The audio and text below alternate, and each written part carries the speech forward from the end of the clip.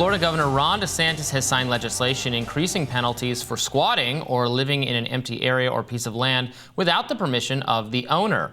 Per News Nation, the law increases penalties for squatting and makes it easier for property owners to have squatters evicted from their homes. You are not going to be able to commandeer somebody's private property and expect to get away with it. We are, in the state of Florida, ending the squatter scam once and for all. The new law would allow police in Florida to immediately remove squatters. Now, Ron DeSantis referred to squatting as a fad in Florida, now removing squatters rather than having them go through a formal eviction process. It will also make a felony for anyone to do $1,000 of damage or more to the property, News Nation reports. Now, I'm confused, Robbie. I thought that squatters' rights was basically the entire premise of Florida.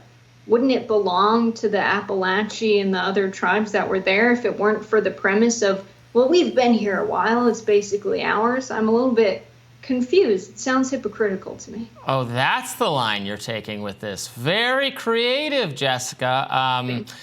Look, we can give back the entire state of Florida to those people, I guess. That's fine. That doesn't really seem like a workable solution. I think that was long ago enough now that it's safely in the past, whereas someone, in many cases, an illegal immigrant, there's a lot of concerns about this in New York City and other places. There was a recent viral TikTok post by an illegal immigrant telling others to start occupying empty buildings, and then if you're there for a certain amount of time, there's nothing the legal system can do to get rid of you.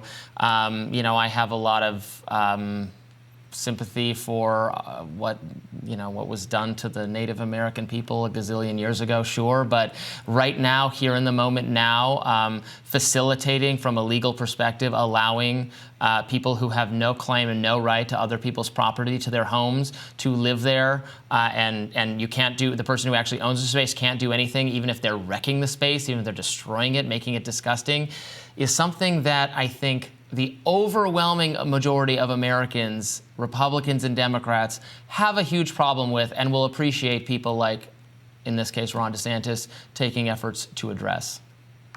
Yes, I think there's a big problem with people who are making policy, people who are elites, who are politicians, who are very rich, looking upon working class people that are oftentimes one accident away from becoming homeless, losing their homes. And there are a lot of vacant units across the United States of America that are not being used, that are not being developed, that are not some kind of investment property that a single family depends upon. And of course, it does make sense when we have a homelessness crisis in the United States of America to allow people to move into those empty properties. Now, I think where this law comes into play and where we've seen a lot of reporting on cable news across the country around squatting is when it is a single family home that does have an owner who's away for 2 weeks at a time. And they come home and the locks have been changed. And because of the amount of time it takes for law enforcement and the legal, process to take effect, for the courts to process documents and things of this nature, it's already past the time period where the squatters would need to occupy the space before they gain legal rights over the space. I think that's a situation where laws like this are necessary, but using situations like that to prevent people from occupying the entirely vacant units that have abandoned for a period of time and having a home rather than living on the streets, I think that's really bad policy making. I think it's just bad for humanity to say that someone who needs a home shouldn't be allowed to occupy a vacant and entirely unused unit in the name of, look at these other situations where the squatting laws have been mishandled. Instead, make the process faster, invest resources in processing cases like this and sending officers out there to document when this is happening. Yeah, I absolutely support building more housing everywhere. We have an absolute housing crisis in this country in a lot of cases because it's impossible, it's difficult because of zoning and other restrictions to even build housing, and I'm totally opposed to that. There was a recent story in the New York Post about Adele Andaloro, who was, again, this was in Queens, New York City, where she had inherited a property from a deceased relative, and there were people squatting there, and she couldn't get rid of them. So then she tried to change the locks, and she was actually arrested for doing that. I think a lot of, again, not distant property owners who just bought up tons of space and aren't checking on the space, and if people are squatting there, you're right, even I guess I would say that's a more sympathetic case.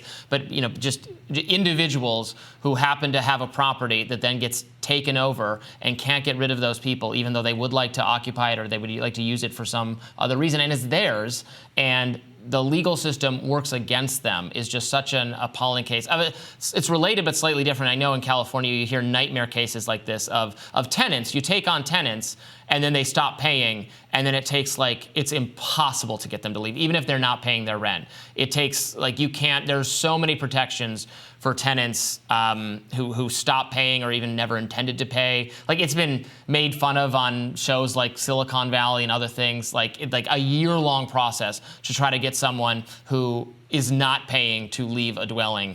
I think there's a lot of ways the system has been weaponized against property owners, some of whom are not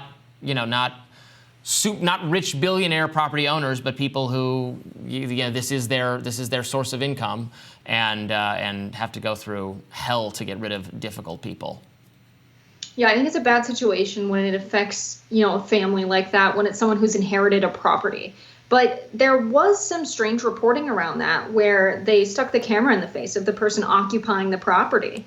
And they said, what are you doing here? And he said, she has to evict me. And you don't know what the situation was between that family that's living in the unit and the former owner before she inherited the property. Did they have some kind of legal agreement? We just don't know, because of course the courts are delayed in processing this. So I really think the answer is, investing money and maybe personnel so that these processes go faster. In the state of California, I was a renter. I moved into a property where the owner, it was, one of these very, very large corporate landlords. This was not like a single family home owned by one or a few people.